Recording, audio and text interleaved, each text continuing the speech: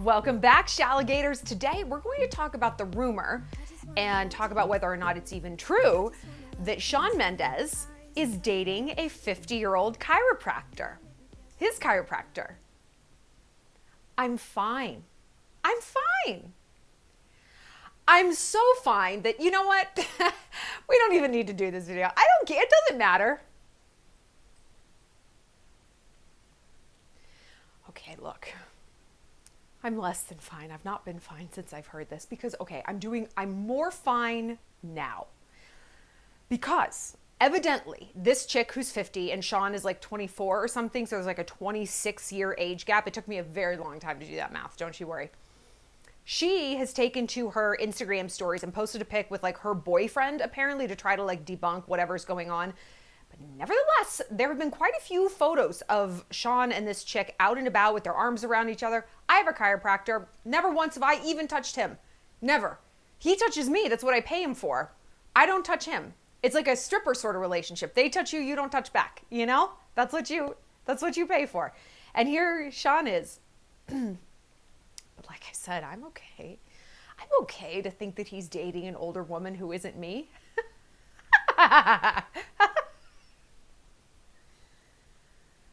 This is very triggering, okay?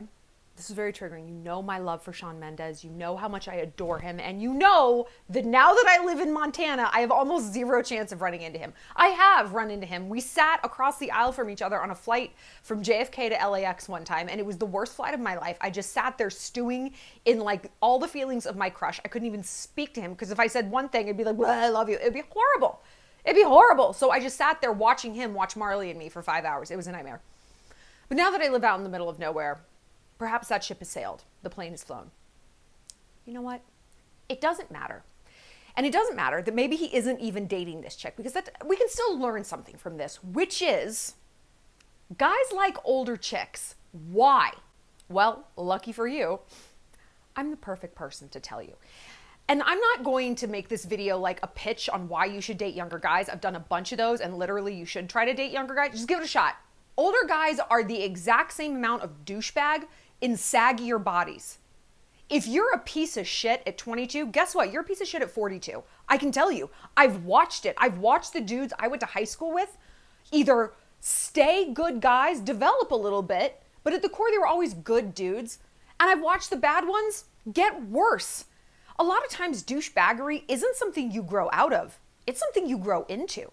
You get more and more adept at slithering through life, manipulating people, being a fuckboy, wheedling women, and just being a general piece of shit.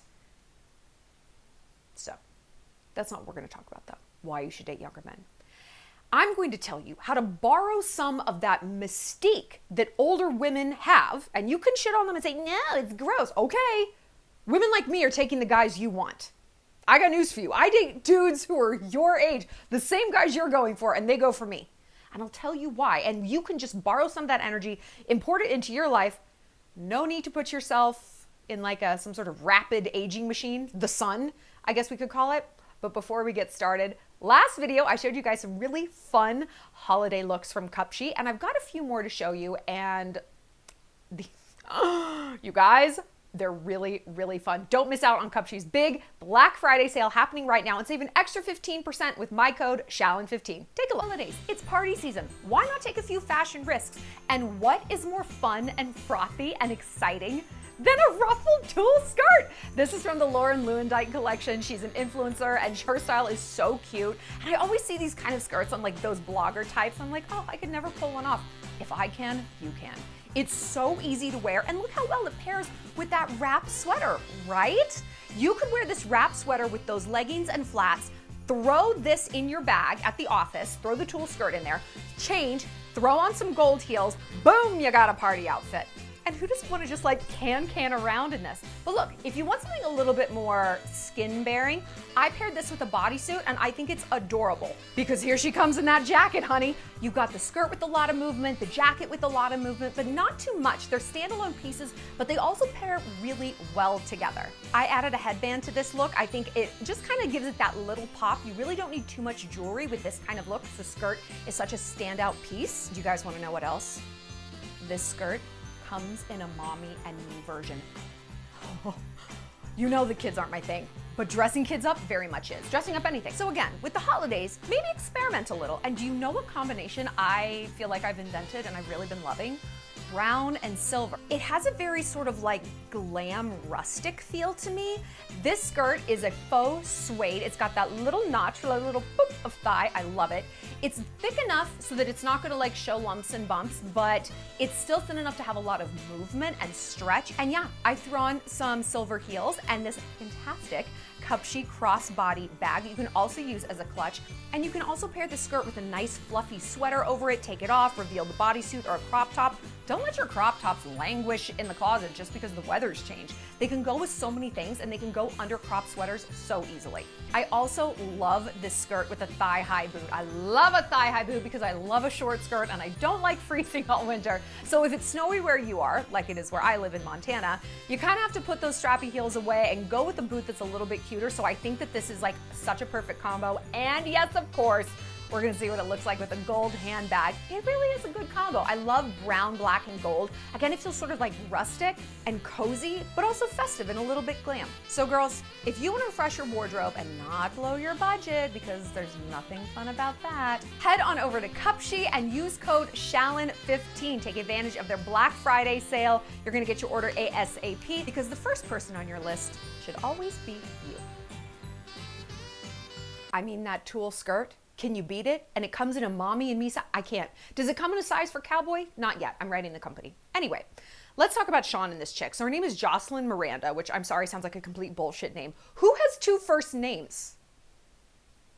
Shallon Lester. Moving on. She's 50. She looks great. You know, I mean, Jennifer Lopez, Gwen Stefani, Jennifer Aniston, oh my God, Kate Beckinsale. They've all like raised the bar for what women in their 50s can look like, which at once is like so inspiring and so amazing and comforting. But on the other hand, it's fucking terrifying because I'm like, oh shit, I have to look like Jennifer Lopez as I get older. I can't look like her now. I'm supposed to look like this in like, what, 15, 20 years? No, don't do this to me. But people can talk all sorts of trash about what they call May-December romances, you know? Like, ew, she's so old, that's so gross. Ew, why would he date an older woman? Well, it happens all the time. I mean, who's that dude, like Amber Rose's baby daddy, AE? Is that what his name is? What is Alexander something? And he's dating Cher, and she's like in her 70s, if not older. I mean, there's a reason this keeps happening. If there wasn't some special dynamic, if there wasn't some magical chemistry in younger men and older women, I kind of feel like it would stop happening, right? Now listen, this is the big disclaimer. This is not the same. I would not give this same advice for older men who chronically go for younger women. Completely different fucking story. Older men who go for younger women do so because they can't keep up with women their own age. That's why. Because all the things they're impressing this younger woman with, girls their age are going to be like, okay, so you live in an apartment by yourself? Is that supposed to be cool at 31? You're supposed to live by yourself. Oh, you can buy beer. But if he's dealing with a 19 or a 20-year-old, those are impressive things. And it's not because there's anything wrong with the 19 or 20-year-old. You guys are doing exactly what you should. He's the one who is not progressing to the point that he should. And when you're young, you kind of can't see that. You can't tell. You're comparing him to guys your age who can't buy alcohol, who don't live alone, you know, who don't have a job. But women his age are holding him to a higher standard. And men who go for younger women, they don't usually want a partner, they want a fan. They want a fan. They want a girl who's impressed. They want a girl who is sexually inexperienced, which again, that's normal. You're doing exactly what you should, you're fine. But when a girl is sexually inexperienced, she is less likely to notice his sexual inadequacies. And moreover, his sexual abusive tendencies, pushing her to do things like giving a blowjob on a third date when you're like in your 30s isn't like a huge deal. I mean, that happens when you've had a lot of sexual partners, or when, even if you haven't had a ton, if you're not a virgin, like it's really not that weird. If you slept with one person or two people, a blowjob, huge deal, huge deal. But an older guy isn't either going to care about that, or he's gonna like not really notice. And so he's going to tend to push younger women beyond their boundaries, and you can get a lot of trauma. I'm preaching to the choir. I think we've all experienced this. I think we have all fallen into the clutches of an older guy and experienced the trauma that can come with it. And this, for some reason, what I'm about to say next, there's always a few people in my comments who are like, that's not true. And they take this as a controversial statement. It's not. For any thinking person, women, by and large, do not have the same ability to sexually traumatize a younger man the way men do to younger women. I'm not saying no ability, but don't even fucking come at me like this. Don't even try to pretend that sexual trauma is the same for men as it is for women. Give me a break. Give me a break. For the simple fact of men never have anything inside them. Think about that. The only time something is inside of a man that maybe they don't like, you know who it is? The dentist. The dentist. There's no pap smears. There's no colposcopies. If you have HPV and they're snipping off part of your cervix, they never have that. There's no IUDs, anything, speculums, anything like that. And that's just maintenance shit. That's not an unwanted finger up your butthole, which I guess girls can do to guys. I don't know any girls who are like, ha ha! Like when a guy doesn't want to, you know? Like we don't, that's not in most of our repertoires the way it is in many men's. So until men are chronically invaded, I don't want to hear it. You know that my brand of feminism has nothing to do with equality. I don't want equality. I want to be treated better because of things like this. The sexual trauma potential, the bodily invasion. So yeah, my guy, you're going to open the car doors. You're going to pay for dinner at Chili's. Till you learn to suck your own dick, I would love to know your other options. Moving on. What were we talking about? Why younger guys like older women. So, as you know, I'm the perfect person to tell you this because I have historically, I won't use the word chronically, I'll just use the word historically, dated younger guys. And I mean, even when I was like in high school, I was a sophomore, the freshman guy was cute. I was in college, you know, my boyfriend in college was a year or two younger. It's just what I like, you know? I am moving away from that. The guys I date are progressively getting older. I just broke up with someone. If you guys are in the Shallon entourage, which definitely sign up, it's like our cozy little clubhouse on the internet. You get 5 blog posts from me a week and some exclusive story time videos. I'm telling you everything that's going on in my life. I do a lot of crying. And we're on like Telegram chats with all of each other. All of each other? What kind of sentence is that? My blog posts are better than how I'm speaking right now. Anyway, if you're in that, you know I just broke up with this guy, Ducky, and he was 30. Go me, that's older. And now I'm talking to someone who's 37. This is progress, right? I'm really trying to move away from my typical patterns, truly in every aspect of my life. I'm moving away from eating patterns. I'm moving away from sleep patterns, right? Like little things add up to big changes, I find. And more than anything, I'm trying to move away from being an avoidant attacher into a secure attacher. And I really think a huge component of my avoidance was dating younger guys. I'm honestly not sure how those concepts link. I know that they do. I just can't bridge it. If you have any ideas, please tell me. I would love to know. You guys are a lot smarter than I am most of the time. So let me know. And I'll tell you, I'll cross-reference it with what my therapist says and I'll tell you all if you're right. You probably are. So yeah, I've been trying to move away from younger guys.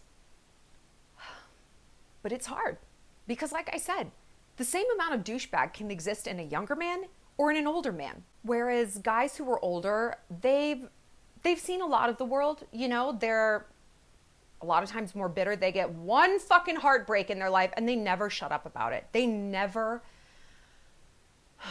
shut up about it. There's just a lack of resilience in a lot of people as life goes on. And I don't like that because I consider myself an extremely resilient person to the point of perhaps being forgetful about trauma and maybe compartmentalizing and not dealing with things. Honestly though, I'd rather have that than like be stuck in the muck and the mire of every bad thing that's ever transpired. Move on, pick it up.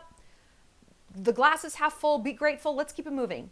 And I find that younger guys have that same attitude, you know, maybe because of lack of experience in life, but who cares? Like it's a wonderful trait that I see again in guys who are younger. But what do younger guys see in older women. Let me be clear. First and foremost, it is sexual. It's sexual. And listen, I know y'all are going to be in the comments being like, ew, older women are so gross, so wrinkly. Am I? I don't think so. I might have a wrinkle or two. I might be older than some people, but I am not old and I'm not wrinkly. And a lot of older women aren't, but you know what? Fine. Let's say that they are. Let's say that every older woman out there is the crypt keeper compared to you, your big tight face and your rock hard boobs. And yet, despite the wrinkles, the Shar-Pei-like skin texture, fold after fold, these dynamics keep happening. Why? The component to good sex isn't a billion orgasms. It's not enormous penises. It's not the tightest pussy you can ever possibly have, the biggest boobs, the flattest stomach, the biggest lips, the deepest deep throating. It's none of those things. It's confidence and it's enthusiasm. That's it.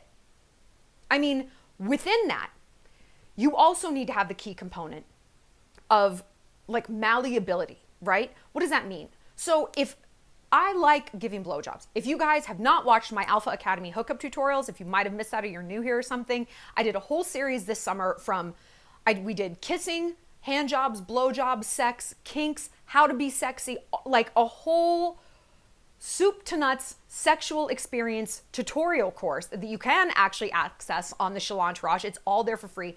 Eva Week is going up soon. I'm so sorry we've had some technical issues, but we're going to try to re-upload them all on there. So if you missed all of that, go ahead and join. You get access to all those things for free forever. Anyway, okay, so I'm talking about the Shallon Entourage, but this is going to be helpful for you because I talk more about this. It's when you're enthusiastic in bed and when you're confident. What is a hallmark of confident people?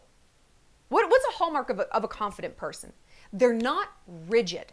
Rigidity, I have to be right and I know everything. And if you try to challenge me, I'm going to fall to pieces, right? Something that's rigid, like a gingerbread house. You poke it too hard, it collapses, right? If you're an emotional or sexual gingerbread house, that's not a lot of fun in bed because a confident person is going to take feedback. Ooh, change up your speed a little harder, a little lighter. Touch me here. I'm not really into that. A confident person is going to be like, okay, that's whatever you want. Like I'm here, we're here to collaborate on this because you have a well of self-esteem, warm-blooded, right? That's coming from inside and that's projecting outward.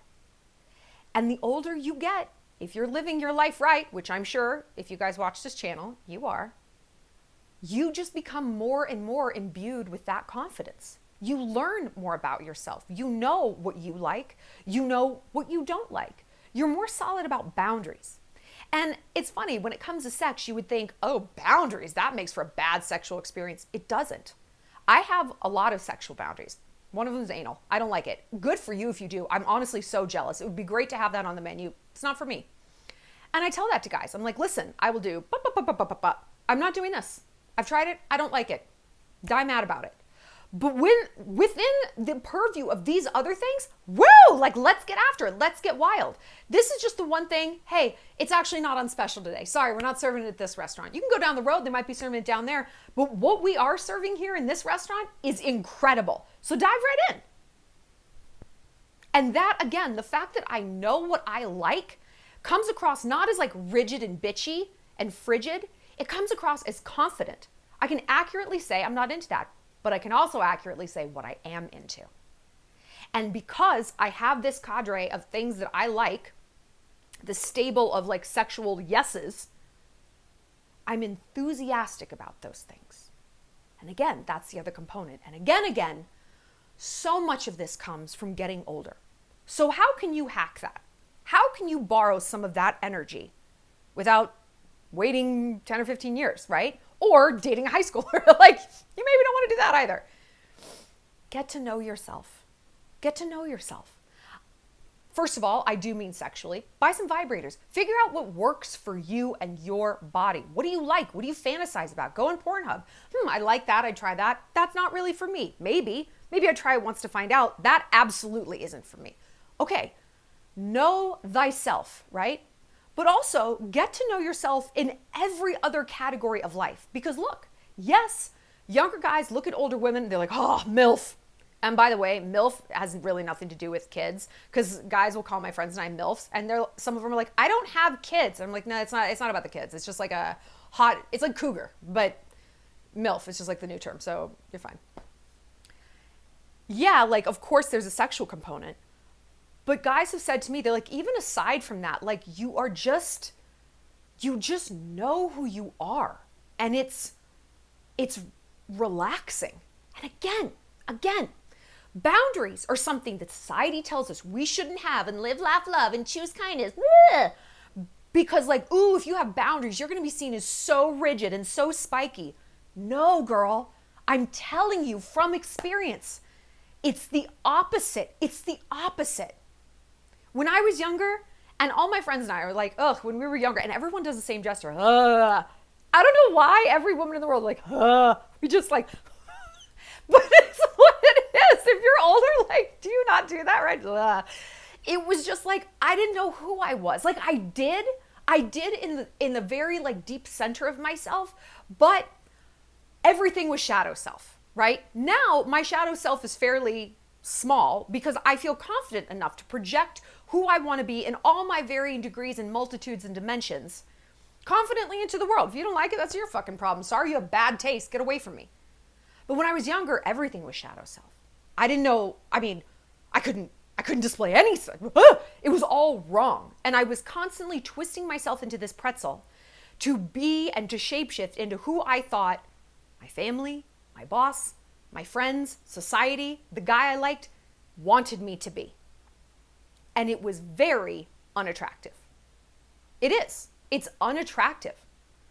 Why is that so unattractive? Because again, our logic mind would say, well, it should be very attractive when we're trying to be what somebody needs, right? Like, why wouldn't somebody like that?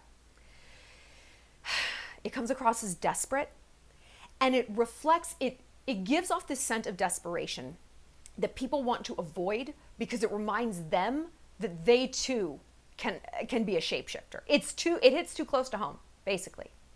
Whereas someone who really knows themselves, who has boundaries, no, that's not for me. Thank you though. Oh no, I've tried it, but you go ahead. That's the only way a boundary needs to be conveyed. Not like, I don't like tapas. I've told you. It doesn't have to be like that. Someone who knows themselves and who stands out on some sort of risky limb, and it doesn't have to be hugely risky to feel risky, right? We know that. To stand up for ourselves and be like, I actually hate hiking. I know, I live in Montana. I hate hiking. I'm just not gonna go. I finally had to say that, and that was like a very risky thing to say. Not popular around here. People don't like to hear it, but that is my truth. I don't like to hike, die mad about it. When we can stand out on those limbs, we are being risky in service of our own authenticity. What do we call that? What do we call that around here? Leadership. Leadership is risk in service of authenticity. And what are we as human beings? We're pack animals, aren't we? We're tribal people. We're social creatures. And what does every pack, tribe, or clique need? A leader. A leader. And it's weird to think that leadership can happen in a male-female dynamic. But is it? I mean, the man's the head of the household. He's the king of the castle. He's my king. Oh my God, I'm your queen. You're my king. It's not weird when you think of the man being the leader. Is it weird that we think of a woman potentially being a leader in a relationship? What do we usually call that? Mom? Oh, now we're getting deep. We're calling it mom. It's getting so creepy. I know. But like, think about that. I mean, it goes both ways. Like, women like a man who's strong like a dad. Men respond to strong women. I have found that the young guys I've dated who really, really are into me, when we've had the strongest connection, they have had very strong mothers. Sometimes their moms were kind of crazy, but they still adored those women. And those women were like lions in their life. They had big jobs. They were models. Like they were no shrinking housewife violets, right? Guys with moms like that, they don't really go for girls like me. It's unfamiliar and it's scary. That's not what was modeled to them as like the archetype of femininity.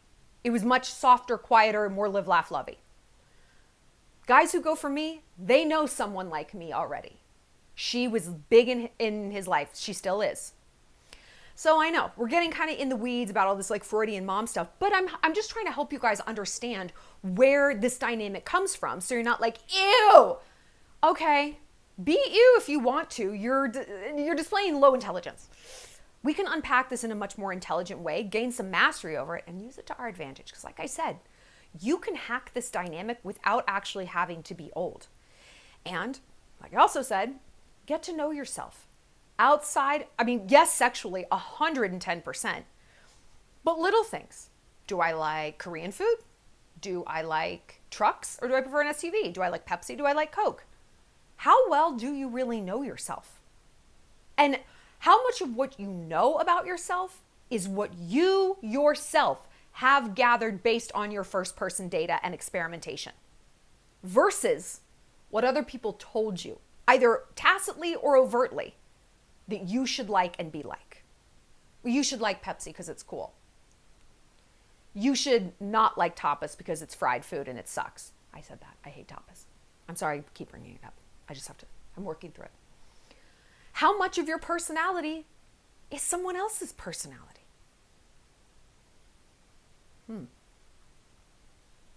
How can you pull back and define your own borders? Define yourself. Are you a watercolor? Just kind of like watery and vague.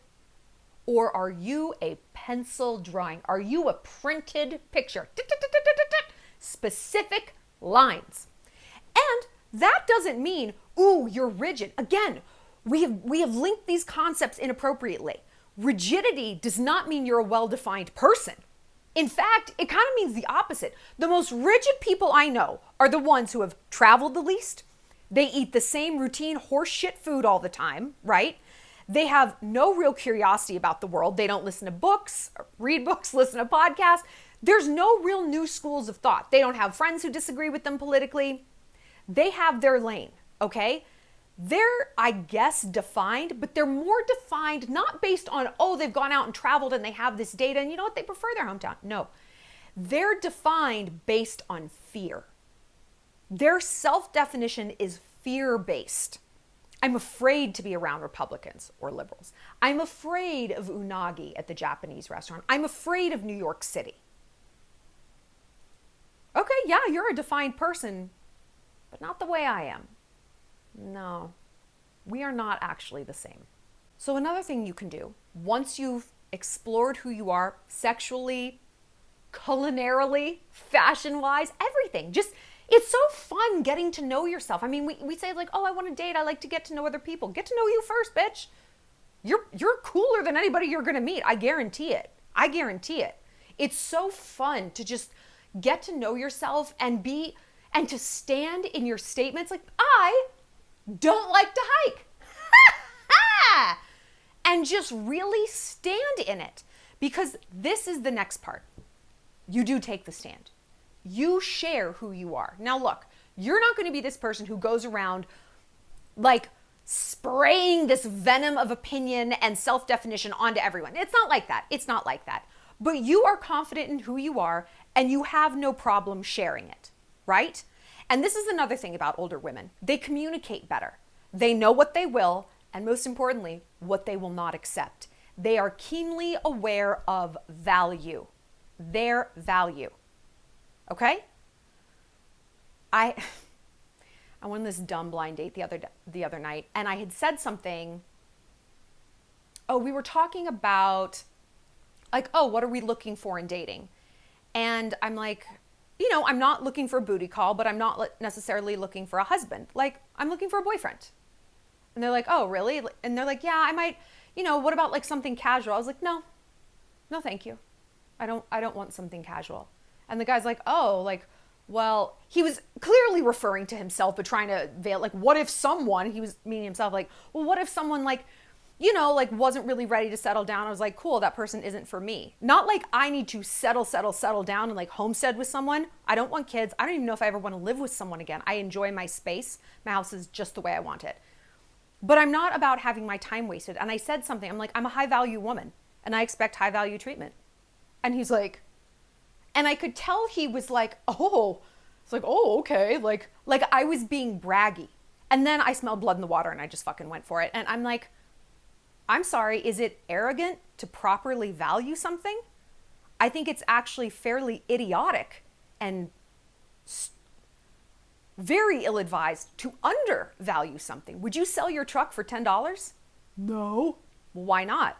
Oh, it's worth more than that. Yeah, you know what it's worth. I know what I'm worth too. I might not have a specific dollar value. It's actually more than dollars. You couldn't hand me a check for $1,000 and then treat me like shit.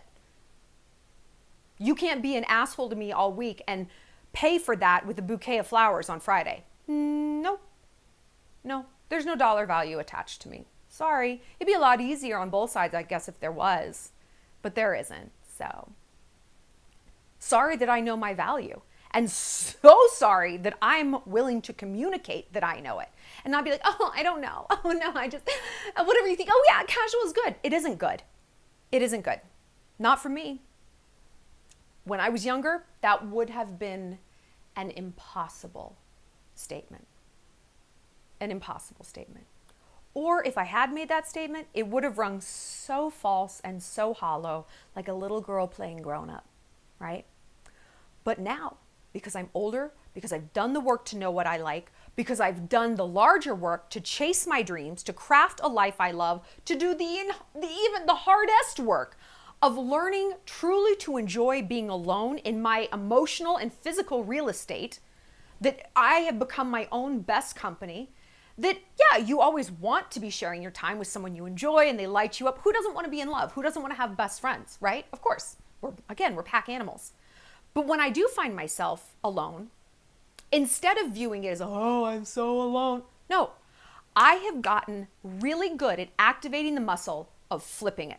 Flipping the script. This is truly one of the absolute best things about being a narcissist. Is that we have the ability to look at everything in our favor. I'm not lonely. I could be around people if I wanted to. I'm the most popular person here. No, I'm alone because I want to be. And therefore, because that's what I'm telling myself and that's what I believe, I'm going to find ways to make that true, to justify my thought process. It's called confirmation bias. That we are going to engineer situations to make sure we are right. And look, we can do that with positive things. I like being alone. Yeah, no, I like being alone. I baked a cake. I got to clean my house. That's great. It's great that I got to stay home tonight. It's not lonely. It's not weird. It's not dateless. No, it's a good thing. Or we could have confirmation bias in a negative way. See, I knew he was going to leave because nobody likes me because I'm a piece of shit. You're pulling yourself towards some conclusion 24 hours a day. Is it a good conclusion or is it a bad one? And you wouldn't think that all of this adds up to getting a dude like Shawn Mendes. But it does. Because what this adds up to is a human being who is whole and happy and healthy all on her own. And again, that is leadership. That is magnetic. It doesn't matter what gender you are. One of the 500 that people have decided there are. It doesn't matter. We can see that in somebody else and it is very, very attractive. It's essentially fame. It's the X factor of celebrity distilled down into day-to-day life, isn't it? So remember, at the end of the day, we all want to be around someone who kind of seems like they've got it figured out, right? Especially when you're young, like when guys are younger and they don't have it all figured out. And so it's very soothing and calming for any of us to be around someone who is like, no, I know what I'm doing.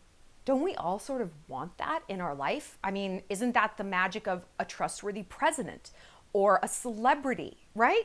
We see this dynamic all the time. So don't sleep on this in your day-to-day romantic dating. Either gravitate towards someone who embodies that. And maybe they're older, maybe they're not. Who knows? But also, most importantly, endeavor to be that person yourself. Not just so you can get the Shawn Mendes, although, but because, oh my God, it feels so much better. It feels so much better. Confidence isn't, I know they're going to like me. Confidence is, I'll be fine if they don't. I want to know your thoughts. A lot of you guys, whenever I post about younger guys, you're like, dude, I went younger. I'm never going back. Never going back. Tell me what you think of Shawn. If he is dating the chiropractor or anybody who's older, like, is that weird? And some of you guys were like, it's weird because that would be his doctor. I know, that's true. I mean, yeah, I guess you shouldn't date. I know. But also, like, when you think of a celebrity, like, their world really is so insular.